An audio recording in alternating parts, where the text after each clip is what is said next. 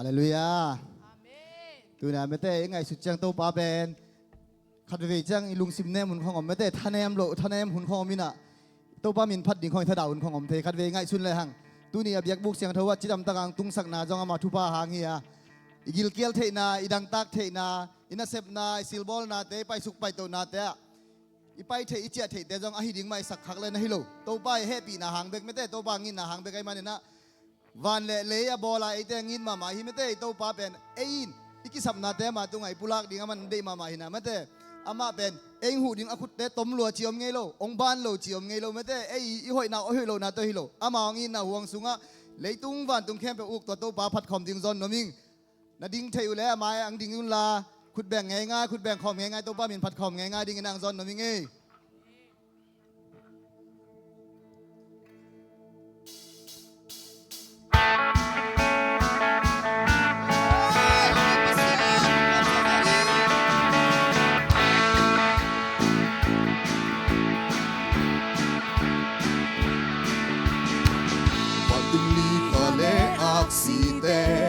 Sen không nên nhắn tâm bị thế un khem bê tê avec pina kusuo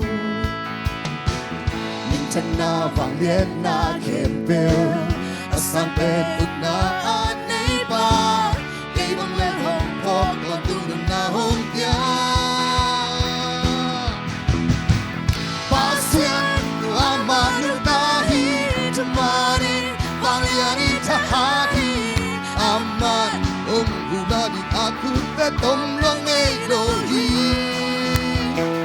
jumpa hai thoi pen pa di kelo kalom hoi pen pa aman ka sapna ong dong to tu hong it basia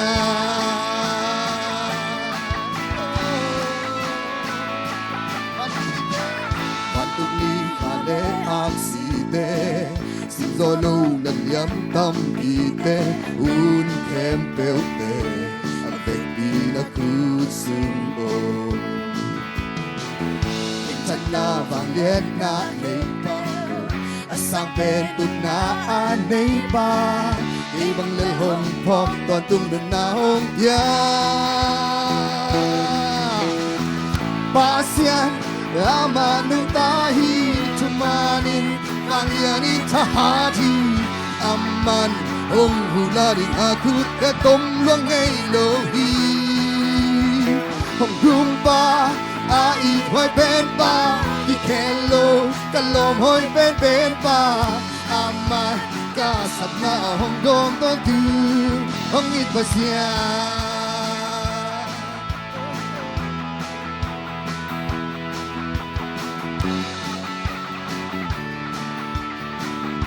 Pasian golong ngay lo Pasian golong ngay lo Pasian at tangom lo Ato tu kim tedi Amaya vale ay tekili Ibasin li alayo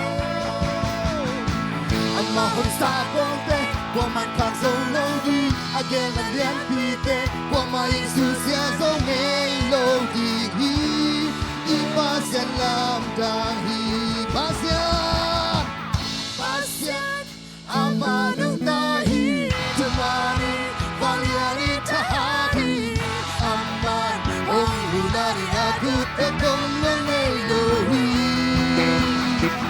Lumpa Ai hoy pen pa Ikelo Kalom hoy pen pa Aman Kasam na hong dong to tu Pasyan Pasyan Ama nung tahi Tumanin Mangyanin tahati Ama Hong hularing aku Tetong lang Elohi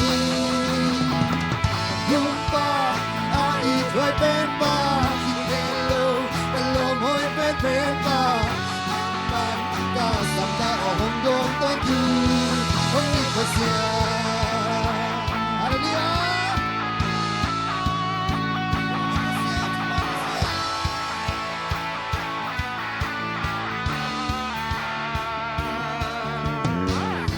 Pasian di kel ngei lo Nai na lian bian gió hi lo sampai nanti nanto nang bang pasyan om lo. Nafang lepang kang sa hilo, nagpipigang tingin ngay lo. Sinarang ben solo, may tung na zomi. Aton tung nang nahoy hito ba. Min kem telat panlian ba. Jesu vang le lay kem kari. Nani no pati pirang kepe. Nang hong dia uhi namin tangi. Nang nalian ito ba. Vang lian natutay. Nalian kisem so malam hute. Naku sungomi ahoy pasya. Nang aring lungkay. Amen. Tuman pasya.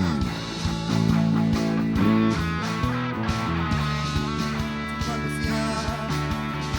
Tuman pasya. Ikel ngaylo. Na inalian gen so hilo. Sampai nakilam to nang bang pasyan om lo. Nabalik na kel so hilo. Nagpipigang hindi ngaylo. Sinang len solo, may tingnan susuni. Aton tingnan nahoy hito pa.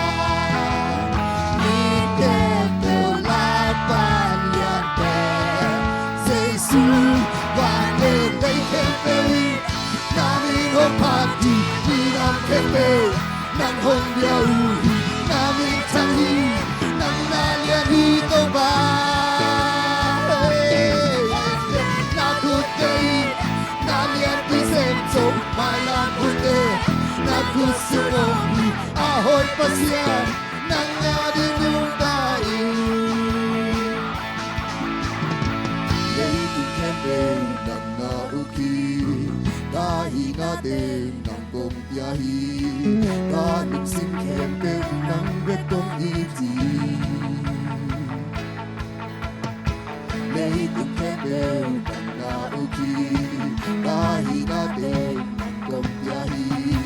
Kanip sim kepe ng betong iti. Lady kepe. Lady kepe nang nauki. Tahi natin ng kumpiyahi. Kanip sim kepe ng betong iti. Lady kepe nang nauki. Tahi natin ng kumpiyahi. Kanip sim kepe ng betong iti. Vale lay kepe. Namin ho pati pinang kepe. Nang hong dia uhi namin tangi. Nang nalian ito ba. Vang lian nakutay. Nalian pisem so malam hute. Nakusungomi ahoy pasyan. Nang adinong tani. Hallelujah. Amen.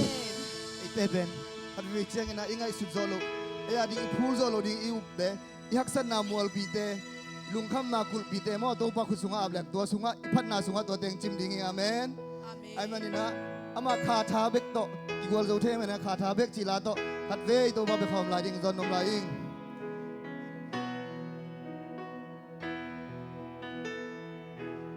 mual tekin ding bengaging.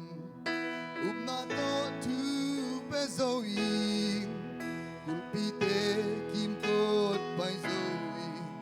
Kulpi chip ding bengaging. Sakolte abai sainom. Galwan te giging sainom.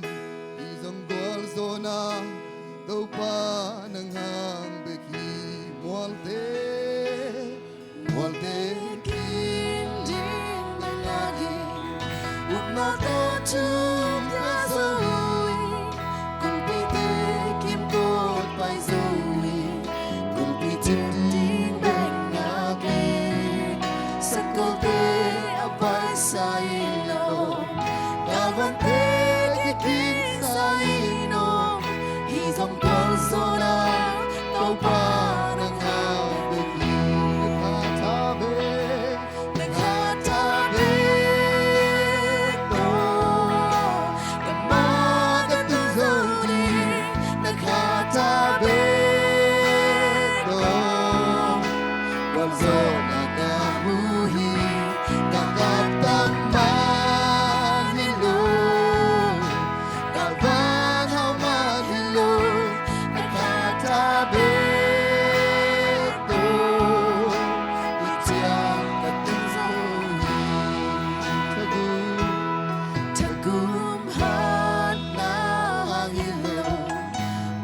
xiêm na hang dong hilo này là lắm tê ake chín man hilo tung pa na Hong ngom pi ten to ba tu ha sa pe te na ngoni na ba kham solo ông khát sâu lâu đi đi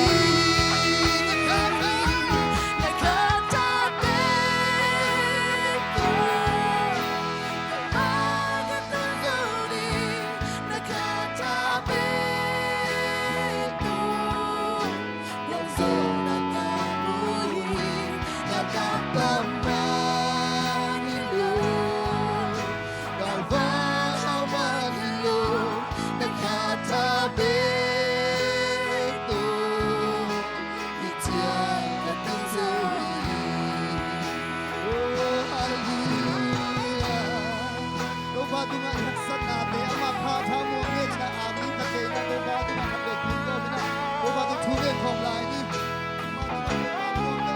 haksan na te ei khu zo lo ni ngai chuk te ama in na te lo ni ngai ni na na te in lam sa sa haksan na khu pi te kin zo lo mo pi te kin sa ki amen đâu ba pha tha su ma ka te thu le khom lai ni oh